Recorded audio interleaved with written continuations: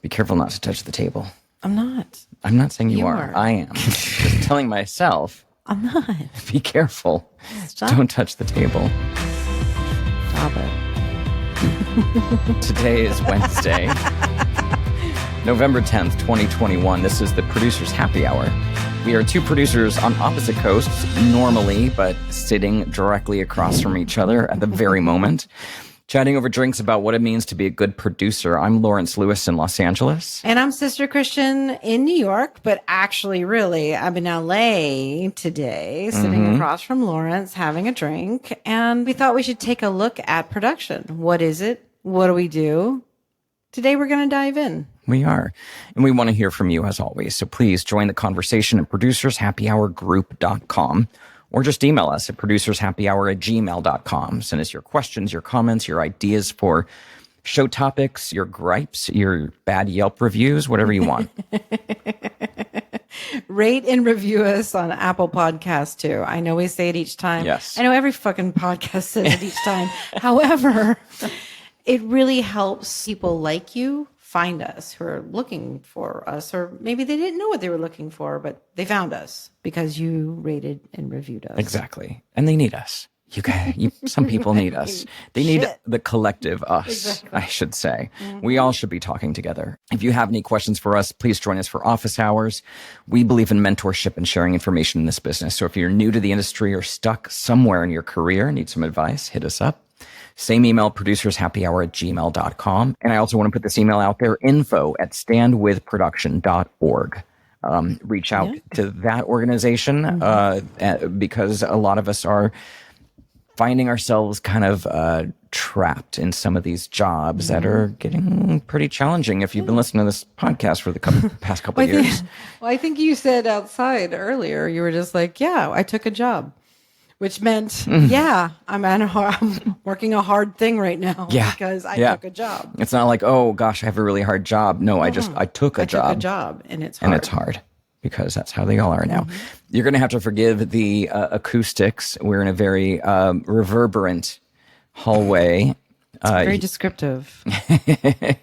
Here at the lovely Manor. Exactly. But you know what? We're together. We're together. Yes. And so what are you drinking? I am having a lovely Luponic Distortion IPA from... Is it good? It's great. Firestone Walker. Oh. Yeah, it's a good one. I'm having sparkling grapefruit juice and a shitload of vodka. There you go. Exactly. Okay. Because, it's Wednesday. I mean, the day of the week's irrelevant. We're awake time. So there you go. So there you go. How are you doing? It's been a week. I know you've been very busy. You've got a lot of stuff going on in your life and in your world. What's Remember last summer when we just say like, I'm fine. It's interesting because I would say that I'm overwhelmed, or I would have said that I'm overwhelmed, or I would have said that I don't know how much more I can take, but I realize I can. Yeah. Because more keeps coming. And you keep taking. And I keep taking it. So I'm going to rephrase and say it's about how I take what's coming is what's going to save me versus just feeling overwhelmed, because the feeling of overwhelmed is subjective. Right. Not to minimize it. Just saying. Right. How are you doing? I'm okay. I'm pretty okay. It's Hard to say. Hard to say. It's been a weird 2 years. Right. A year, whatever, year and 8 months, 9 months, however long it's been. But it's been strange to where it's been confusing. How do you look towards we're so used to goal setting or, what we're going to be doing next year or the next year, or like, oh, I hope in 5 years I can blah, blah, blah. I don't have the desire. Nobody does, because we don't know how to look forward anymore. And I was just talking to my partner, Christopher, today, and I was saying, maybe next year we could maybe start Planning, having some goals in life, or plans. Right, because it feels like the goals right now are getting through the day. Yeah. And that's collectively, we're all feeling this, and we know we're feeling it together, but we're not together feeling it. That is very correct and very important to say. Yeah. I posted on CoPros a few months ago about wanting to start a production support group. And then I couldn't because I couldn't. You were too busy. I realized I needed it, Yeah. but I couldn't spearhead it. I know. And so, I mean, we all got busy because it was like a lot of stuff for a day or two and then out. Yeah. Because I couldn't even do that. And I think that setting goals was looking forward to the next awesome job you were going to do. True. Or like, I got a call to do a job in Brazil for a month. And I was like, oh, no. That happened this year. And I was just like, fuck no. Because that would not have been an awesome job. No. It would have been hard before, like, you know, but you probably would have met some awesome production people. Like a lot of partying would have happened. You would have seen some shit that you know, like, but the job would have gotten done and you probably would have had to buy drugs for an agency producer. There's stuff that would have happened, but it would have been a great story. Yes. And you would have, yes. Then when in contemplating taking it this year, I'm like, no fucking way. No. No, I will not be in charge of that many people Nope. traveling in this mess and going into a country that didn't handle it well. That's my politics. Sorry. But right. So again, the goal, so to sidetrack, the goals, I've stopped making them. It's literally about getting through this. I don't know how much longer it's going to take to get through this, but I know that I need the support of my community to do it. Exactly. Yeah. To be talking with your partner, realize like we're just kind of in limbo is pretty scary. Like when, you know, we're just existing. Well, hold on. You're existing and surviving. Yes. But that's an accomplishment. True. Right. Yes. In this day and age. In this day and age. I know, like, I can tell you I could lose 7 hours on Instagram. Oh, my God. Just flip through other people's lives. If I could, that'd be great. Easily. And that turns my brain off from everything else. It does. Yeah. And that's so needed. It's needed, but it's also like, oops. Yeah. Let's just zone out. Let's not make any forward momentum into anything. And just think about all the stuff you should be doing. Sorry, we smoked weed too. It is happy hour. It is LA.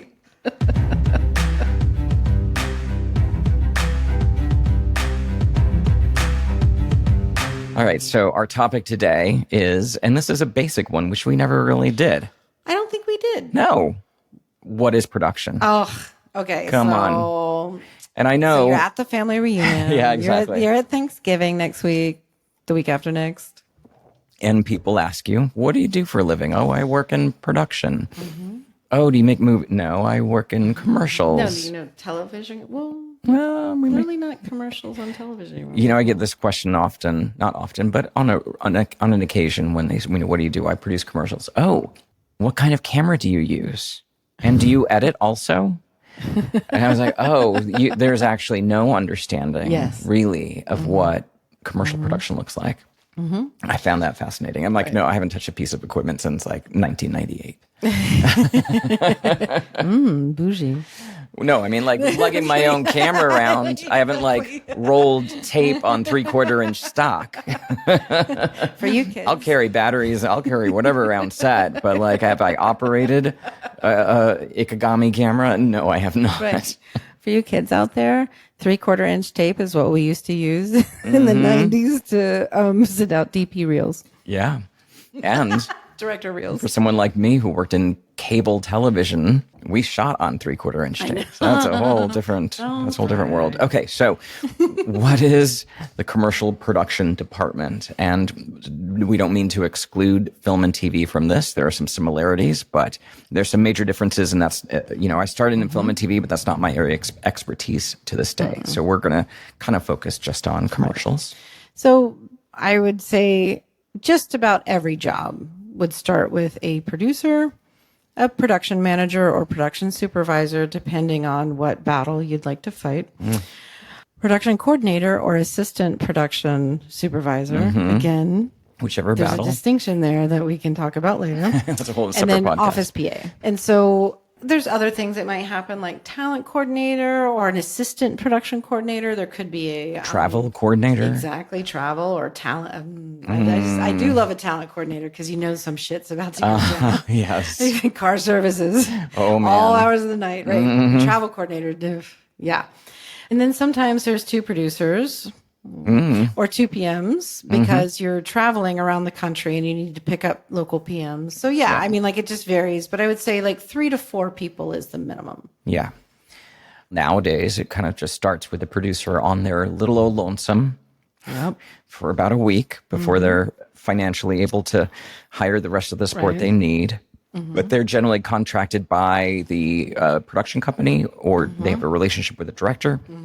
And once a job is awarded, they start the job, they examine the budget and the schedule, and they figure out how the hell they're going to put all this together. Exactly. And they start hiring their teams. They'll work with their director to hire the correct department heads, DP, production designer, costume designer. To help visualize the creative. And some director teams have their own. Some change it up, betting on the creative. Some rely on you to recommend good ones. Yes. The majority of them do actually these days. And then the production manager and coordinator come in, and an office PA come in, and they do much more detail beyond that, like insane amounts of detail. Like the production managers of today are doing They're line producers. volumes more work. And I think producers are almost EPs because a lot of times EPs don't do anything. And then coordinators are the ones doing time cards sometimes, or petty cash, one or the other. So yes, I think that we've all taken on so much more responsibility because of the lack of executive producers that are sent out on jobs or work closely with the their teams. director or the teams, right? Because they're burning the midnight oil doing a treatment for the next job. Right. Or whatever. Or going to sales meetings. Machine. It's a machine. Yeah. That is what we do. That is who we are. What we do, I want to like snacketize this. Okay. The production department, I've always kind of likened it to like the central nervous system, right? Where all the information flows through and out to all the branches of the production. That makes sense. Right? Not to say that the producer's the brain. That's not the correct analogy. But there's some collective central funnel where information's fed into The neck. into the neck. Right. I don't know if there is a brain. No. So into the neck. And then The brain is the money. the spinal cord, the brain's the money. There you go. The spinal cord is the production team, and it sends it out. Right. So, when things are chaotic, everyone says that the chaos starts from the top. And 100% does. That is why. Leadership. Right.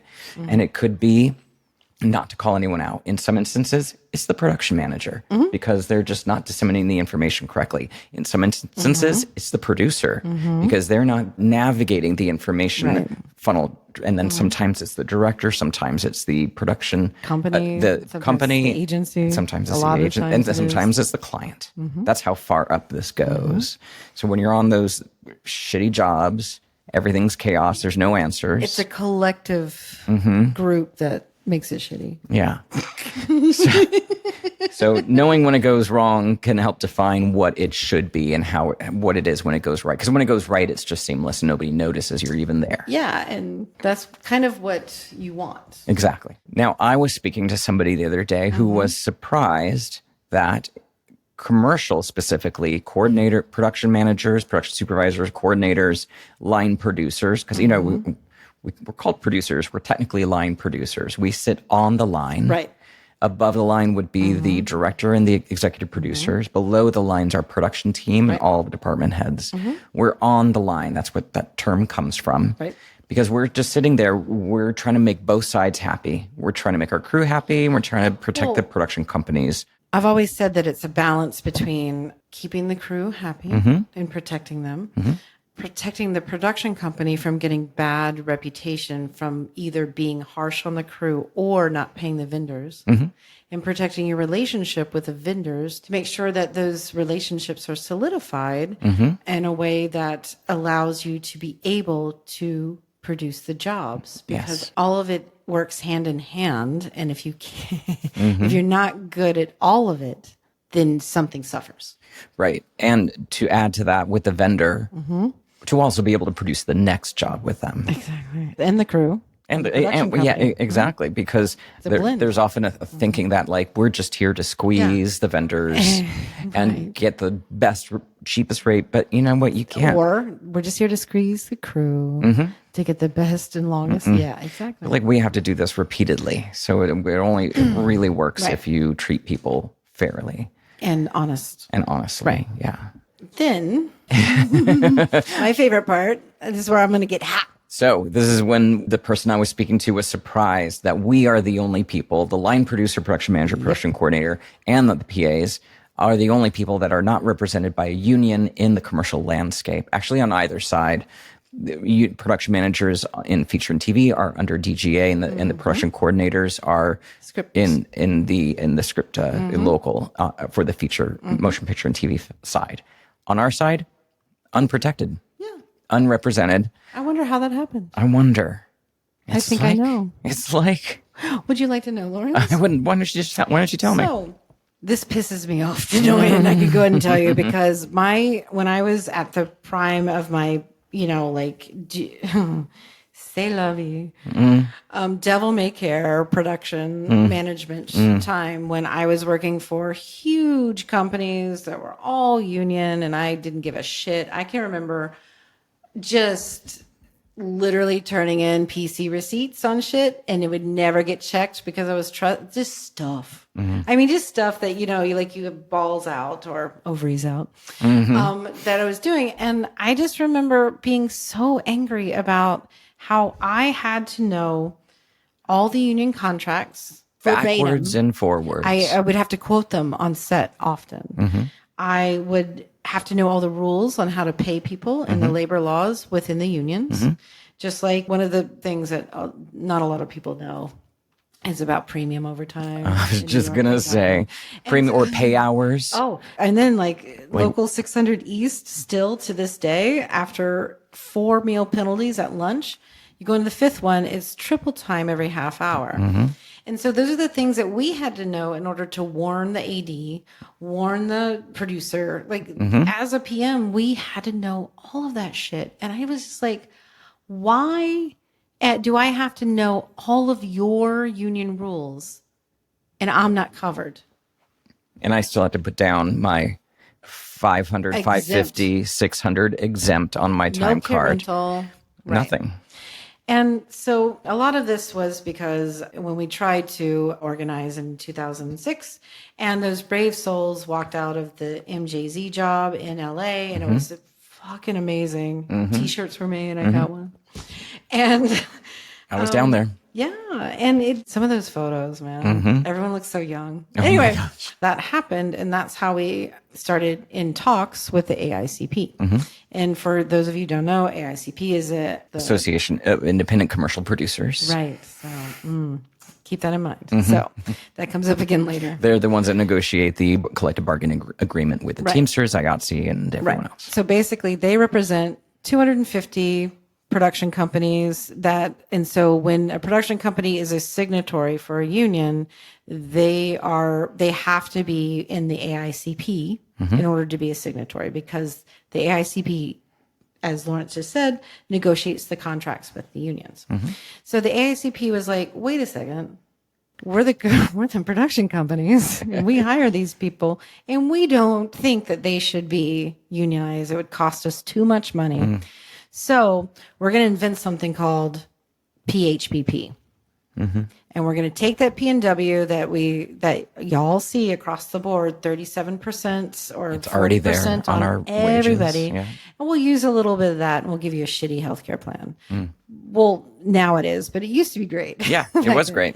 And that will satisfy, I don't know, 1,500 people, give or take, a small amount in my opinion, and give them nothing else. And we said, oh my God, thank you. Thank you. Thank you. Yeah. And so to this day, we have PHPP that covers, I don't know how many of us.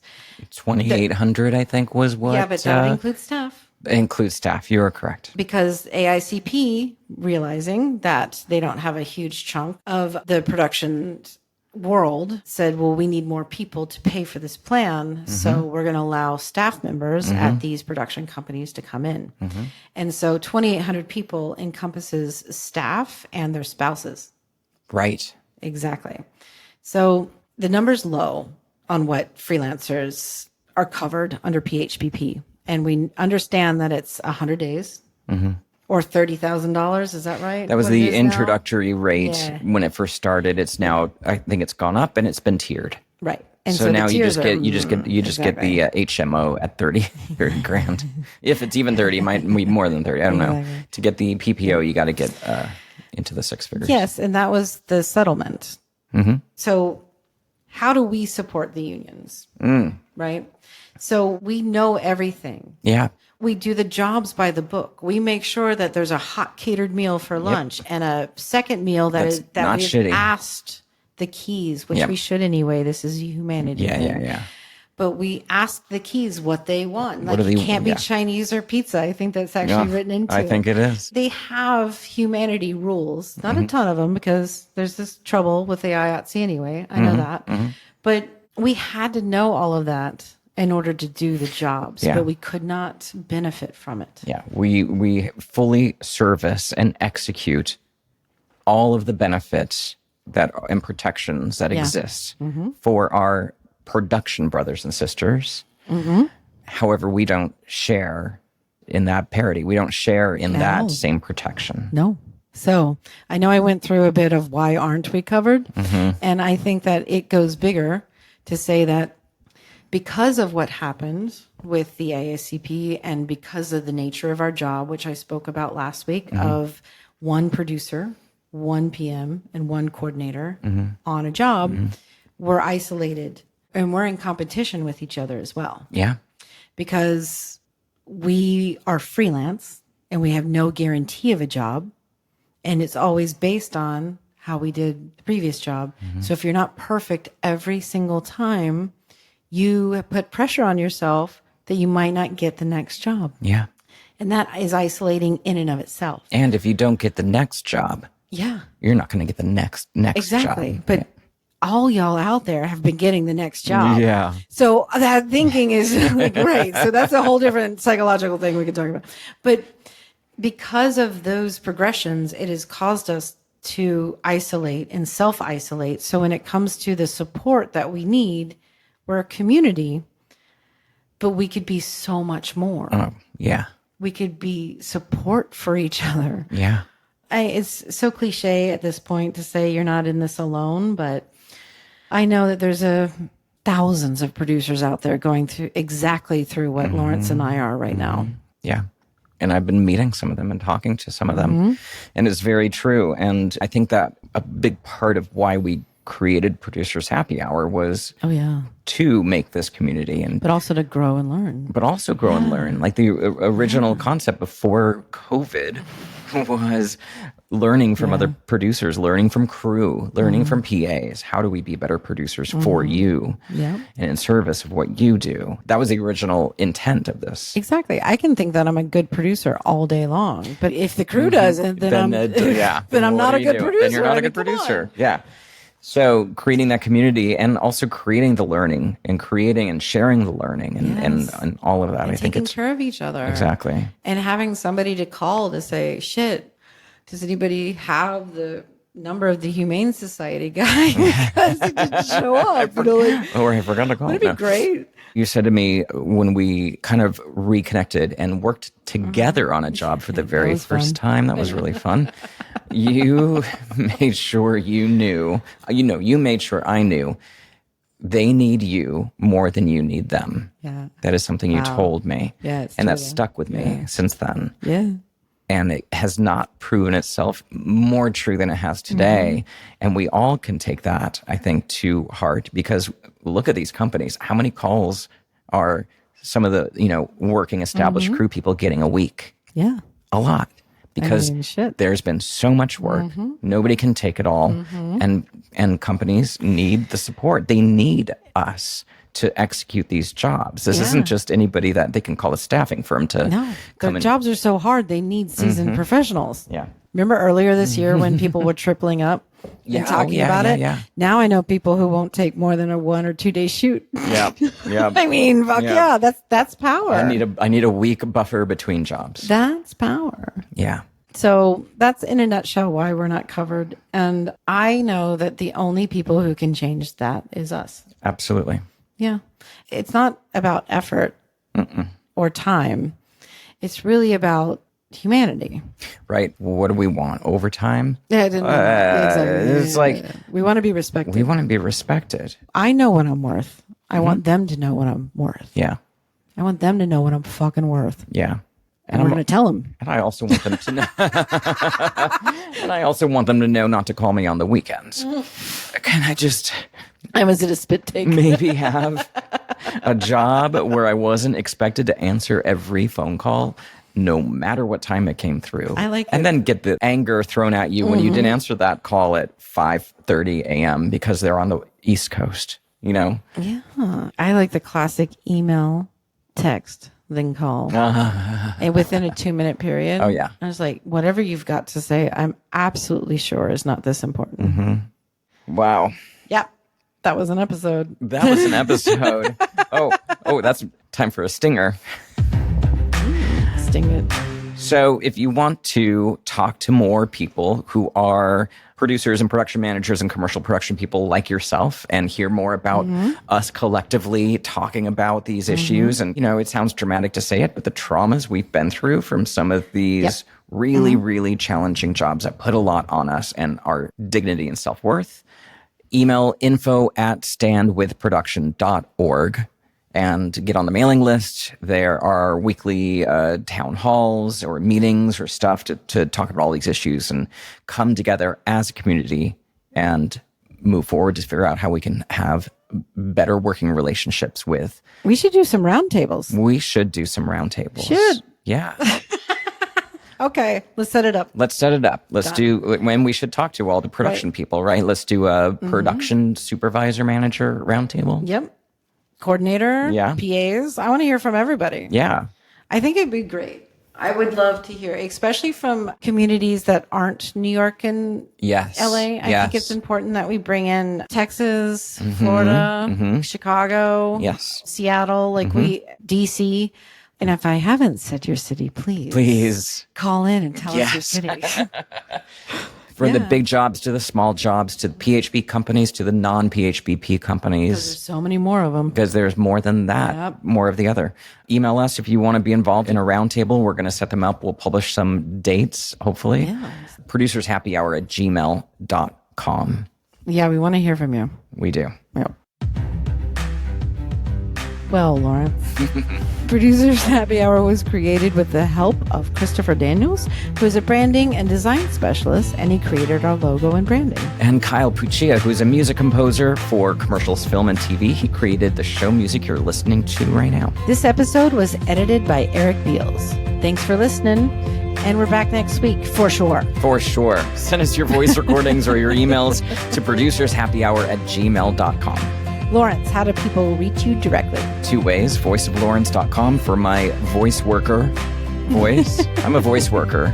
It's like a sex worker because we're both acting. LawrenceDLewis.com for producing. Christian, how about you? SisterChristianProduces.com. .com. Bye. Yeehaw. Fucking professional.